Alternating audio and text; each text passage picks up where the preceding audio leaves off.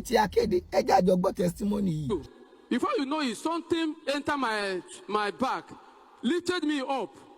He carried me like a aeroplane from now to maybe Shariro Express there. When he reached there, he dropped me. When he dropped me, I tried to look something that carried me. When I look, it was lion.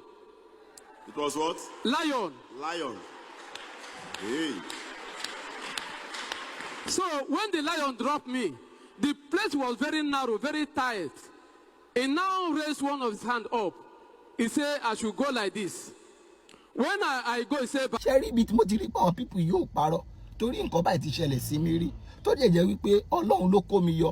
Ṣé rí ẹ̀yin tẹ́ ń gbọ́ mi ẹ wò ẹ má máa wọ sọ́lẹ̀ ò dá o sọ́lẹ̀ ò dá kéde wí tó ọjọ́ kan mo ń lọ sí Àbújá láti Abẹ́òkúta lè bá lọ wọ sọ́lẹ̀ o plane.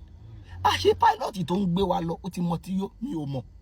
Bá ṣe dé lọ kọjá ni pilot bá ń tó gbé èmi ni mo gbé plane yẹn dé Àbújá mi mo pilot ẹ̀ dé Àbújá láì ṣe pé mo mọ̀ ọ́n wà láì ṣe pé tó bá jẹ́ pé ẹ̀mí tó lò mí láti lè wá dé Àbújá ni gbogbo àwọn táwa nínú plane yẹn ẹ̀mí Olúwa ò bá lọ.